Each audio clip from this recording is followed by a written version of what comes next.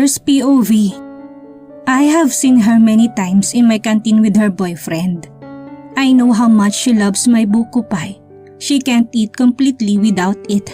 Hindi ko nga mapigilan nang hindi siya titigan. Nang makita ko siyang nakapilay, nilapagan ko siya ng 2 platito. She even protested and fought, but I insisted. I even put a glass of buko juice in there for her. I think she deserves it. She deserves kindness. Well, I want to recognize her as my suki. She is my regular customer and the lover of my buko pie. I smirk when her image flashes inside my mind. Of all the teachers I know from this school, she's the one who got my attention. I like her feature so much that I even gave her a box of buko pie. As I told you, she deserves all of it. She looks firm and strong. A very lovely teacher. Every time she's here in my canteen, I can't help but gaze at her.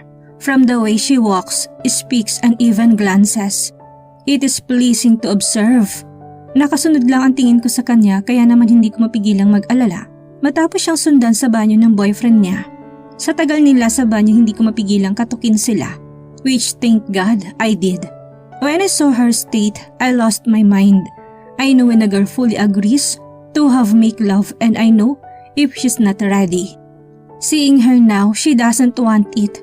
Her asshole boyfriend left her in that state. Messed up hair and ripped clothes. I am kind enough to even offer my shirt. But I didn't know I would be the sole reason to ruin her. I thought it was an accident to claim her innocence. But still, I know I put her into distraction and shame. And she doesn't deserve that. Hindi ko pa halos matantong siya yun kung hindi ko lang tinitigan ng mabuting litrato niya. Lumang 2x2 picture pa yun. I'd hear the gossip about her, but I remain silent. Hindi ko alam kung paano aakuin ng kasalanan ko. Hindi ko naman pinlano pero parang kasalanan ko. I've seen her crying. Tumigil lang matapos magtama ang tingin namin. I know I am part of her misery, and so I'm giving her a whole box of buko pie. But I was caught off guard by her question. Why? She's implying something and I know she knows it's me who tore her apart. I can see you are in pain and I know it's because of me. In pain because hindi ako makasagot lalo na sa sunod niyang tanong. Nasa bar ka ba kagabi? Nagdilim ang paningin ko at tinamaan ng konsensya. I know what she wants to know, but I kept my mouth shut. Not today. I didn't have the chance to protect her. She was accused of adultery and was kicked out of school. She was lost and so am I. I got drowned thinking about how I could help her. I even followed her and ended up that illegal club. She's dancing wildly. I felt sorry for her and got angry at myself. I adore her wearing her uniform and yet it seems like I am leading her to wear nothing. Did I make her a whore? I planned to get her out of there. I even offered her marriage. But she refused. I didn't have a choice but to take her to my home. Bakit mo ko dinala dito? Tanong ni Kylie. Bakit nga ba, Thunder? To lessen the guilt maybe? Yun lang intention ko but I didn't know I'd fall for her hard. It's so hard that I can't stand it anymore without her. I don't like her near Nardo, much more with other guys, but she gets along with them. Sinubukan ko namang pigilan ang nararamdaman ko at ibaling ulit kay Mila, my long-time crush. But I failed. Lalo ko lamang si Kylie nagugustuhan sa tuwing nakikita ko nagsiselo siya. I even celebrated when she got drunk and offered herself to me. I didn't really want to take advantage of her, but she insisted and that became constant. I was happy and she was as well. Maging sa entabladong nirarampahan niya, gusto ko siyang hatakin paalis at dalhin sa kwarto. Her sexiness should be kept. I know how many men drool over her. My attention was drawn to him and the way he wore his gown. I love biting into those creamy shoulders. I didn't even think twice about giving her perfect scores, but I was dead worried when she almost collapsed. My heart raced and it was a good thing I followed her. Lahat kaya kong talikuran para sa kanya. Hindi nga lang ang buko farm. Nang magkaroon ng peste ay nakalimutan kong intindihin siya. Even her demands, I failed to consider them. Ang gago ko pa na gusto ko siyang paalisin doon. Thunder, baka pwede na tayong mag-usap kahit sandali lang, she demanded. I got mad. Alright, she knows I'm having a hard time solving my farm problem, and yet she can't move on from the video. Pero nagsisisi ako matapos makitang mawalan si Kylie ulit ng malay. Kahit sa paghatid sa kanya ni Draco ay nakatanaw lang ako kahit kita kong hinahanap niya ako. You're an asshole. Tamad akong ngumisi kay Draco bago lumagok sa alak na hawak ko. I know that. Maybe I don't deserve her. I ruined her first and now I'm hurting her. Ipadelete mo ng video. You don't want to taint her name for the second time, right? Dagdag pa niya. And so I decided to confront Mila. Thunder, malandi siya. Ngumisi ako at inis na binitawan ng braso niya. Si Kylie malandi? Na, ako lang nilalandi nun. Delete the video or I will sue you. Takot siyang umatras ngunit hindi agad sumuko. Diba ako ang crush mo? Dapat akong pakasalan mo. What? My brow automatically arched. Sorry to ruin your imagination but no. Delete the video or face the court. After that, I asked for help for my farm and decided to follow her. It's funny how I even applied to their grocery instead of facing her family. I was afraid that she would deny it, so I waited for her to be ready. Pinili kong manahimik at lapitan lamang siya sa tuwing may pagkakataon. I deserve her treatment for that fact that I know I caused her pain. That tiredness is all worth it, especially after discovering her pregnancy. My happiness is overflowing. Finally, I can have a family I can call mine. A family that I can embrace. Bala ko naman talagang pakasalan si Kylie. Napaaga nga lang dahil sa papa niya. But maybe that is meant to happen. Who wouldn't want to be tied to her? Noon ko pa nga siya gustong itali sa akin. To tell you honestly, nagpapasalamat pa ako sa free drinks sa bar. Mistula yung kupido na pinaglapit kami. This is not always the case and maybe some places are worst. But still I'm lucky. I wouldn't ask for anything except her and a family with her. Lahat ng mga ninong at ninang lumapit na. Ngumisi ako nang makitang si Mangot sa Rizal na lumapit. Kinuha ko siyang ninong sa kasal namin kaya naman hindi maipintang mukha niya. He said before that he would make me a godparent at his wedding, but the tables turned. Siya na ang ninong kaya hindi niya matanggap. Galit ata si Rizal. Sabi ko naman sa'yo huwag mo nang kuning ninong. Mahinang bulong ni Kylie. I chuckled and hugged her tightly from the back. I even caressed her baby bump. Kita ko pa na may katalimang tingin ng papa niya ngunit binaliwala ko. I knew he had already accepted us. He wouldn't be here if he hadn't. He deserves it, darling. Babawi yan kapag siya naman. That's for sure kaya inunahan ko na. Ang bad mo santilyan, wika ni Kylie. Tinawanan ko siya bago kinagat ang tenga niya. I'm excited for the honeymoon, I whispered. Her cheeks blushed which made me smile. I have that strong charisma to her. Like her, I am always cuffed in paradise, caught in her arms. Lagi ka namang nasa honeymoon. Mahinang bulong ni Kylie ngunit narinig ko. I chuckled and embraced her more tightly but carefully. This girl is my epitome of a lifetime. I am happily content with having her in my life, together with my baby.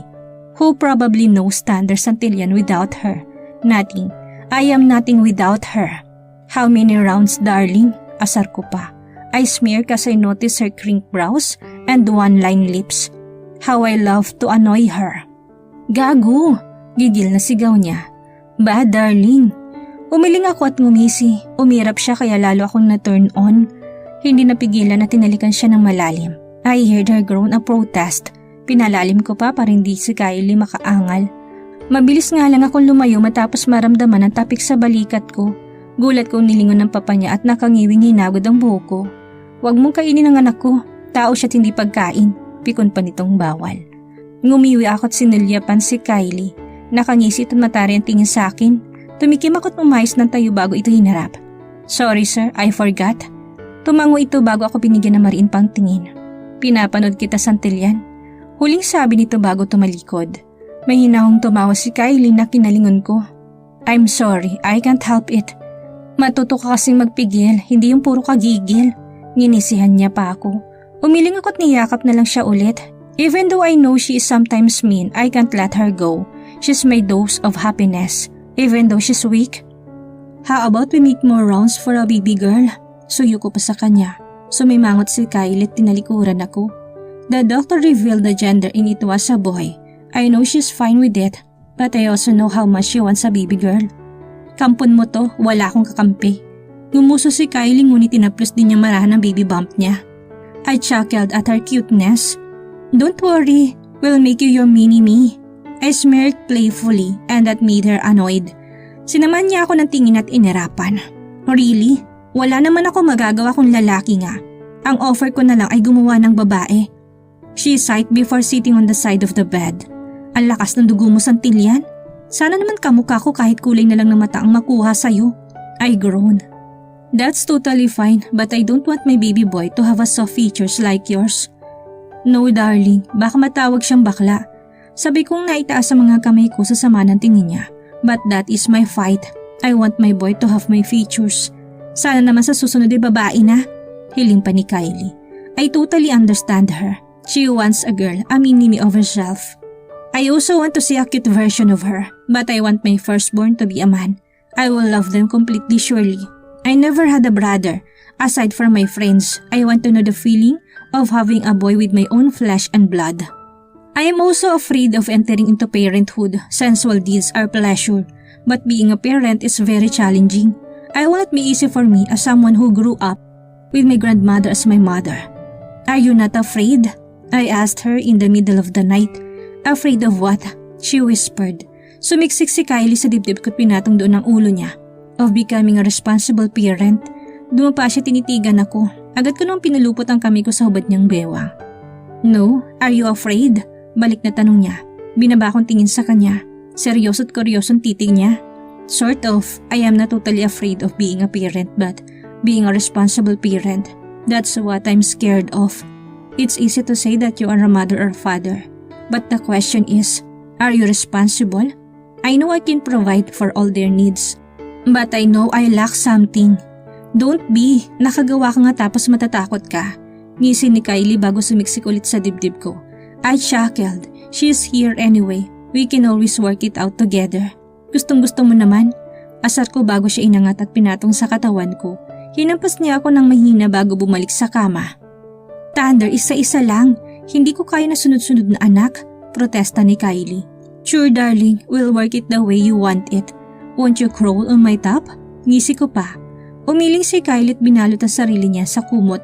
Lumayo pa siya at pumesto sa gilid ng kama, leaving me with my lips parted. No darling, we'll peacefully sleep tonight. She smirked and closed her eyes. I shook my head and calmed myself. I never planned to meet her, but she was gladly sent to me. I thank heaven and earth for having her beside me. Wala ka namang takas. Ngisi ko pa bago siya hinila palapit sa akin. She just laughed it out but never protested. She's good at teaching, I'll give her that. And she's good at manipulating. Or not? Baby, true ito daddy. Dinig kong utos ni Kylie sa anak namin. Hindi ko alam kung talagang galit pa rin siya na lalaki ang anak namin kaya tinutusan niya ng kasamaan sa akin. O dahil mas madalas nang sumunod sa akin si baby. Remo giggled and made some bubbling sounds before he threw his jolly toys at me. He even laughed more once he saw my annoyed expressions. Umungol ako sa inis. I didn't know if she was that mad. Hindi ko na nga gustong pinangalan niya sa bata pagkatapos ay utusan pa niya ng kasamaan. But guess what? I can't make any protest. Stop it baby.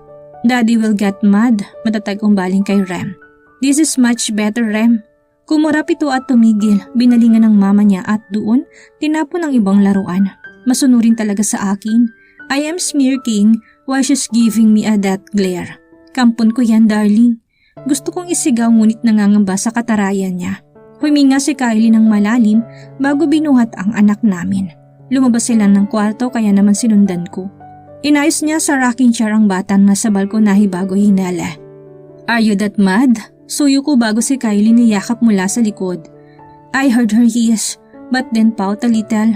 Not really. Naiinis lang na walang nakuhang anak natin sa akin. Are you not happy about having him? Sunod na tanong ko bago kinagat ang balikat niya. My favorite spot? Namimilog ang mga mata ni Kylie nang biglang napalingon sa akin. Of course not. I love both of you. Ngumisi ako sa sagot niya. Alam ko naman ngunit gusto ko lang marinig ng paulit-ulit. Talaga ba? She giggled again. Oo nga, Thunder, hindi naman ako magpapakasal sa'yo kung hindi. Ikaw ba, baka mamaya gusto mo lang sa Remo? Balik na tanong ni Kylie. What? Of course not, darling. I adore you both to the moon and back. Kahit yata lapagan ako ng mas maganda at mayamang babae, si Kylie pa rin ang pipiliin ko. Sa kanya pa rin ako uuwi at sa kanya lang tatakbo pabalik. Ako mga 99% lang. Ngumisi siya at ginalaw pang mga kilay. I furrowed my brows with that. She's serious? I can't accept that. I adore her completely but she is skeptical of that 1%. Saan napuntang 1%? Sa katawan mo. Mahina siyang tumawa na kinailing at kinatawa ko din. Silly, it's still mine. This woman is mine. Her ex is a dumb ass for cheating on her. He didn't know what he had to let go. He didn't know what he missed. No woman deserves to be cheated. All of them should be loved. It's the same that no man deserves to be cheated. A woman with love. A woman who deserves all the love and support she can get. I'm thankful I was that man she bumped off at the bar and her first. Kumunot ang noo ko sa paghubad ni Kylie ng 2 wedding ring namin. Are you breaking on me? Naguguluhan tanong ko. No, I just want to see my name written on these rings. This one with my maiden name and the other one with your surname. Thanks very much, Thunder. For all the challenges I went through, you still find me in your heart. Kinagat kong labi sa pagpipigil ng luha. I am a man but I want to cry. I am not furious about having a baby boy. I love him more, especially now that I can see you in him. I hope he will grow up like you, independent and smart enough. Ipamana mo naman ang pagluluto ng buko pie. Umangat ang gilid ng labi ni Kylie at binigyan ako ng isang kindat. Huwag lang ang galing mo sa kama, dagdag pa niya. Umatras ang luha ko at pinaningkitan siya ng tingin. Ilang buwan pa lang pagkatapos niyang mga anak ay nagre-request na ng baby girl. Ayaw mo ba magturo ulit? Lihis ko sa usapan. I'm still thinking about that. Seeing how lovely my baby Remo is, parang ayaw kong umalis tabi niya. Ngunit namimiss kong pagtuturo. Tumango ako at kinuha si baby Remo mula sa rocking chair. He giggled and pinched my cheek. He is so handsome. Well, he got it. From me, of course, I am a proud papa. It's fine, you don't have to work, but if you change your mind, you can always go back to teaching. Ngumiti si Kylie ng malapad at tinalikan pa ako sa pisngi. I have changed my mind. Bala ko na palang hiwalayan ka. Walang pagdadalawang isip ni Kylie sabi. Hindi ako nakasagot lalo nang matapos siyang umalis at bumaba. I followed her to argue with what she said. Did I lack something? Bakit mo ako hihiwalayan? I don't know if she's serious. Nakangisi lang niyang nilabas ang ginawa niyang buko cheese ice cream. Nakakita ko ng gwapong lalaki sa TV. Might as well make him my husband. My brows knotted. Hindi matanggap ang sinabi niya. Habang bitbit si baby Remo ay kinulong ko siya sa mesa. You can't do that. You are hopelessly in love with me. Fine, I'm just kidding. Lumayo ka muna, naiipit si baby. Humarap si Kylie at kinuha mula sa akin ang anak namin. Don't kid around, that's not a good joke. Kahit hindi totoong sinabi ni Kylie, kinabahan ako. What if one day she realized that she doesn't love me anymore? What if someday she finds someone who is much better than me? What if one day she just plainly falls out of love? Damn, I can't imagine my life without her. If you have a chance, will you leave me?